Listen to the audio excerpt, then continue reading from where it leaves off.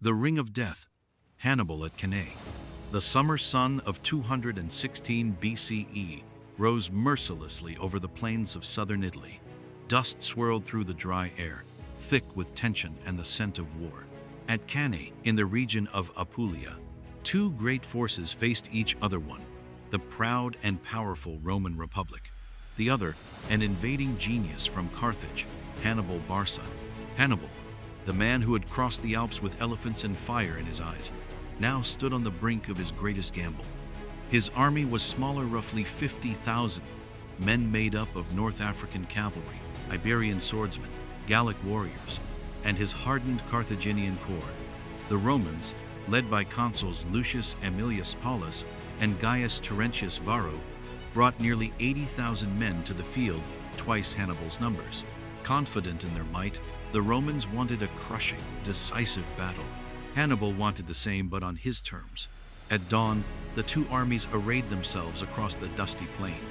The Romans, rigid in their ranks, formed a massive block dense and deep.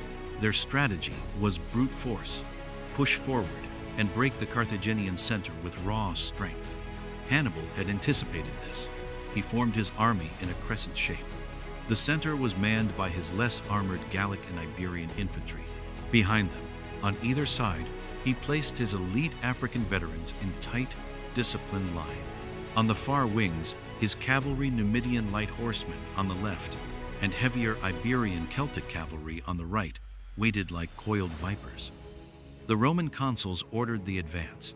The Roman legion surged forward like an unstoppable wave, crashing into the Carthaginian crescent. Hannibal's center bent under the pressure, slowly pulling backward. It was exactly what he wanted.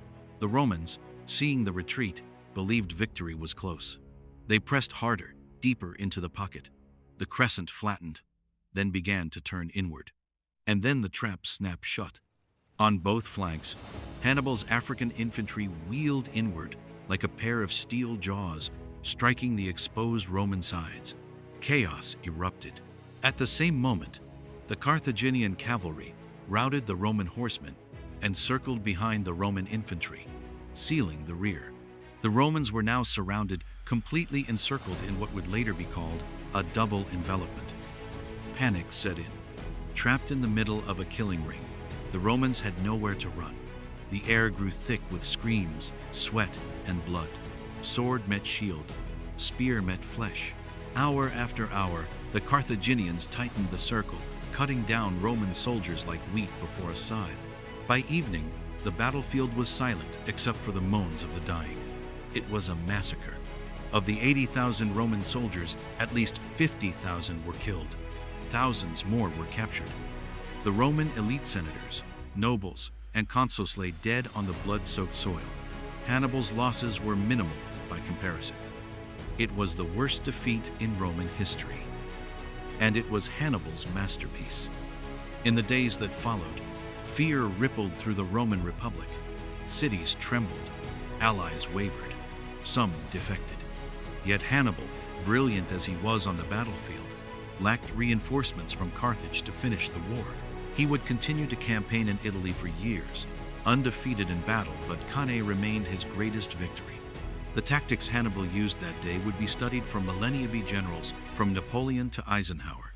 The double envelopment, the psychological manipulation, the battlefield deception. He had turned inferiority in numbers into a strategic advantage. He had used terrain, timing, and troop diversity like a symphony. Cannae wasn't just a battle. It was a lesson in the art of war. And Hannibal Barca, the son of Hamilcar, became immortal. Centuries later, in a Roman military academy, an instructor would speak of Cannae, eyes gleaming with reluctant admiration. Hannibal did not just defeat us. He outthought us. He painted with blood and fire, and the canvas was Cannae. The Ring of Death, Hannibal at Cannae.